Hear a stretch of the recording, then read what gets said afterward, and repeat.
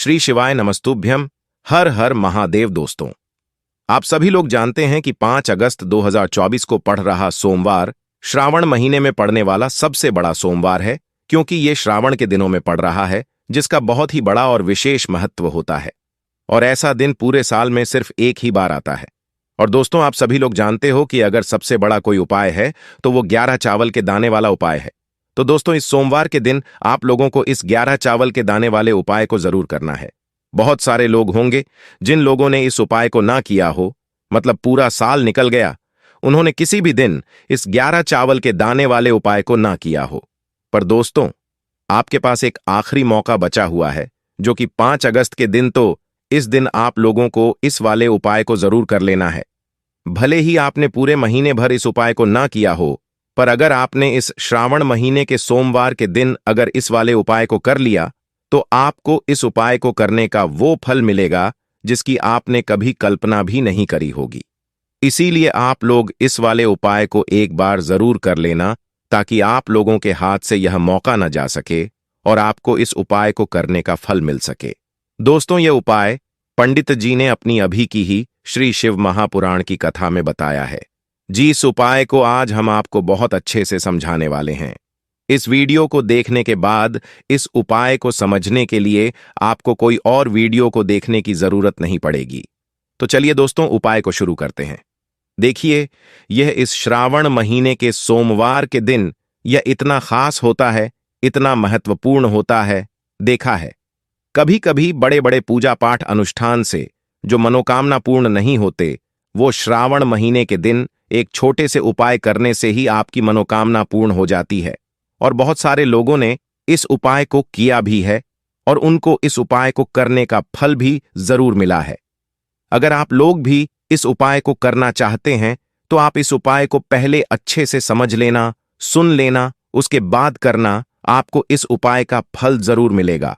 और इस उपाय को कर लेने से आपके घर में चाहे किसी भी प्रकार की दुख और समस्या क्यों ना चल रही हो, आपको उसका कारण भी नहीं पता है कि भाई यह समस्या किस कारण से चल रही है। उसका कुछ भी कारण हो सकता है, जैसे पितृदोष हो सकता है या किसी भी तरह का मंगल दोष भी हो सकता है। तो इस दिन आप लोगों को यह वाला उपाय कर लेना है। यह एक ऐसा उपाय है, जिस उपाय को अगर किसी विशेष दिन पर किया जाए तो भाई उस विशेष दिन का फल जो है वह तो हमें मिलता ही मिलता है। पर हमने उस दिन पर इस उपाय को किया है तो हमें उससे भी बड़ा फल मिलता है, और फल बहुत जल्दी मिलता है, क्योंकि आप इस उपाय को बहुत ही बड़े और विशेष दिन पर कर रहे हो। तो चलिए अब उपाय के बारे में बात करते हैं। लेकिन उससे पहले आप लोगों को यह जानना आवश्यक है कि आखिर यह उपाय किस समय करना है, किसको करना है और कैसे करना है। तो चलिए हम आगे आपको वीडियो में एक एक करके बता देते हैं। लेकिन उससे पहले, अगर आप लोग हमारे चैनल पर पहली बार आए हैं या फिर मेरी आवाज पहली बार सुन रहे हैं, तो हमारे चैनल को सब्सक्राइब जरूर कर लेना और इस वीडियो को लाइक करके कमेंट बॉक्स में श्री शिवाय नमस्तुभ्यम ओम नम शिवाय जरूर टाइप कर देना।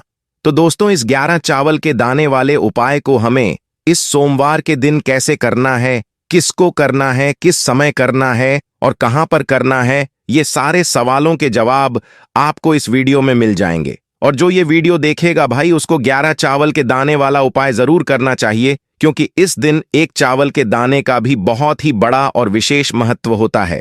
और जब बात आ जाए 11 चावल के दाने की, तो ये सोने पे सुहागा वाली बात हो जाती है और ये एक बहुत ही बड़ा उपाय हो जाता है इस सोमवार का। तो अब दोस्तों, इस 11 चावल के दाने वाले उपाय को आखिर करना किसको है, सबसे पहले हम लोग वो बात जान लेते हैं।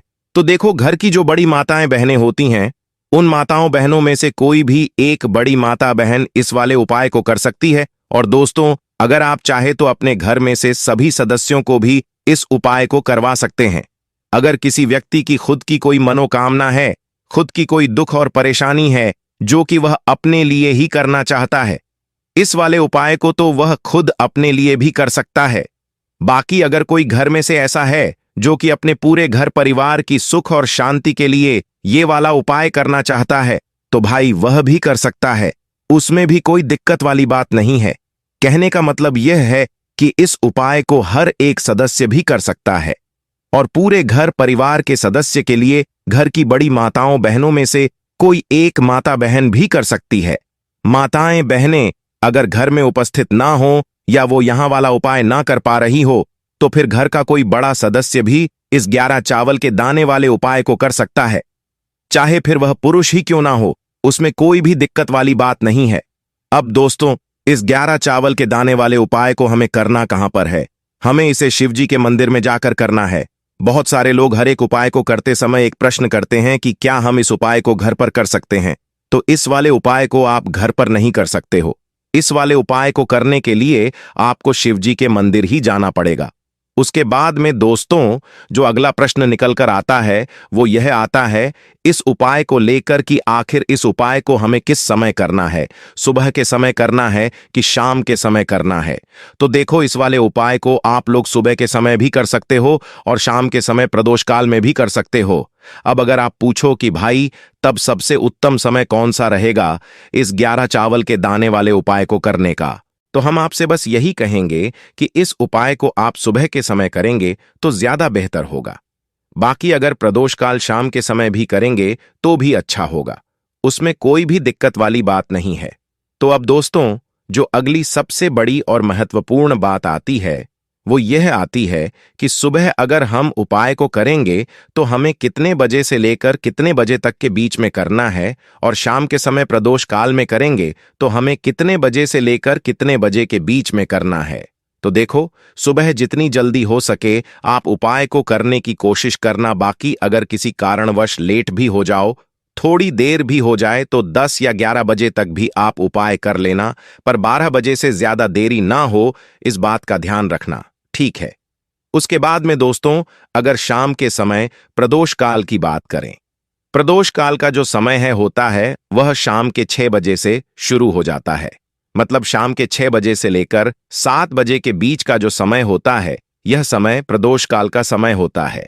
पर अभी जो मौसम चल रहा है, इस मौसम में जो है शाम बहुत देरी से होती है, तो आप इस उपाय को 7 से 8 बजे के बीच में भी कर सकते हो। मतलब शाम के 6 बजे से रात 8 बजे के बीच में आप कभी भी इस वाले उपाय को कर सकते हो, उसमें कोई भी दिक्कत वाली बात नहीं है। अब दोस्तों, यहां पर इस उपाय को लेकर एक और सबसे बड़ी बात यह निकल कर आती है कि इस 11 चावल के दानों को हमें लेना कहां से होता है, और हमें इस उपाय को करने के साथ में क्या और कुछ भी सामग्री ऐसी होती है जो शिवजी के मंदिर लेकर जानी पड़ती है।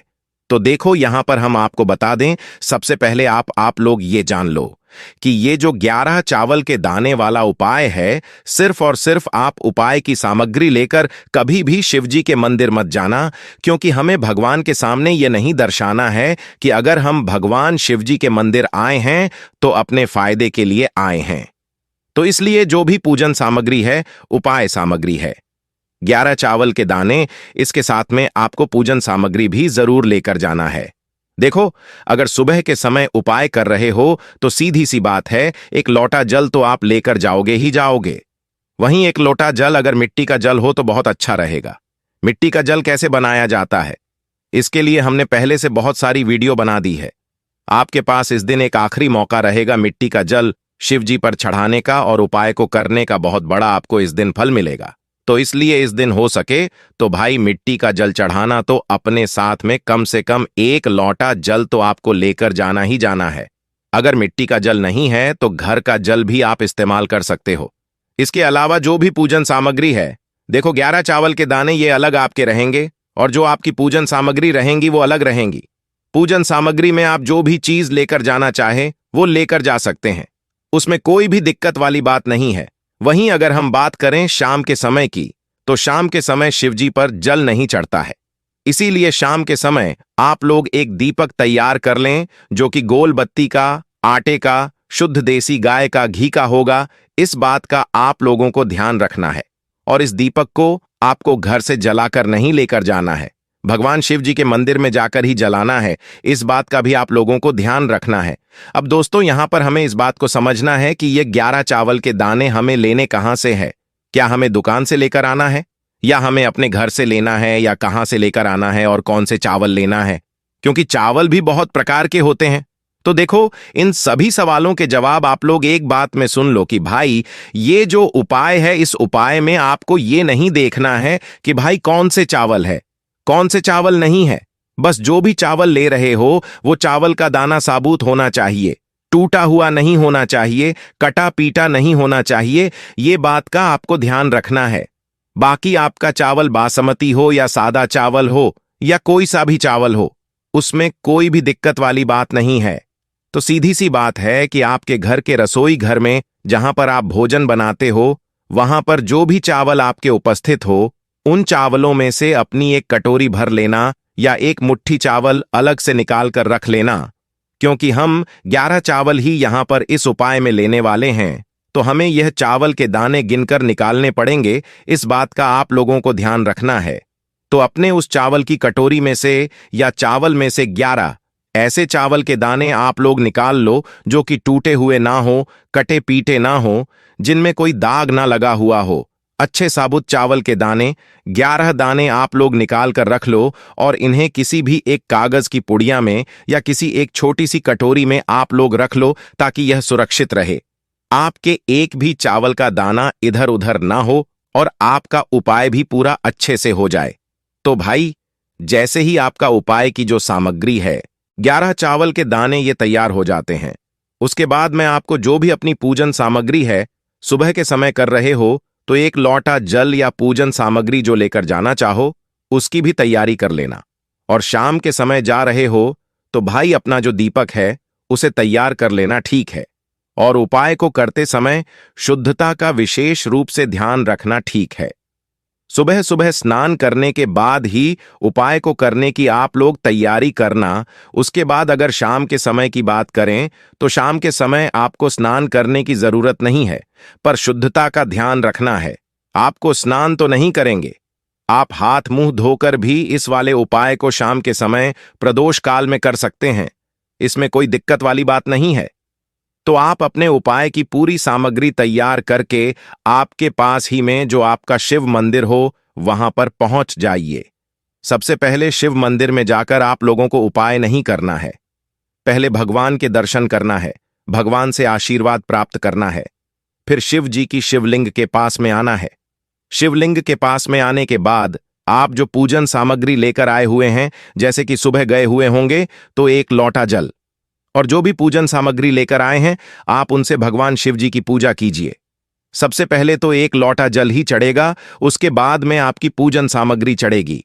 उसके बाद में अगर दोस्तों शाम के समय अगर आप इस उपाय को कर रहे हो तो अपने साथ में कम से कम एक जो दीपक है गोल बाती का, जो आप अपने साथ में लेकर गए हो, उस दीपक को मंदिर में जाकर अपनी माचिस से जलाना है और उस दीपक को शिवलिंग के पास में रखना है, ठीक है।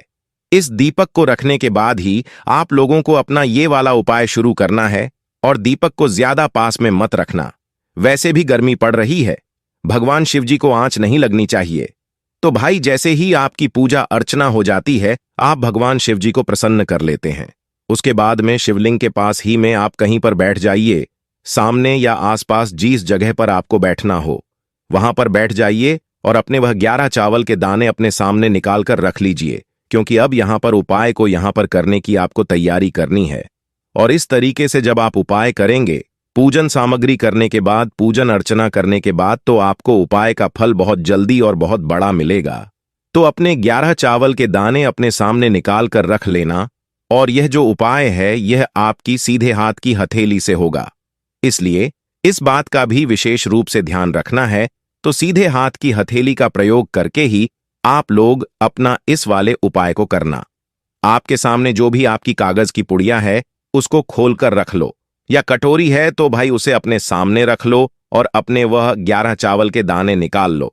उसके बाद में दोस्तों अब शिवलिंग आपके सामने होगी तो आपको वह 11 चावल के दाने एक एक करके आपको शिवजी के शिवलिंग के ऊपर चढ़ाना है।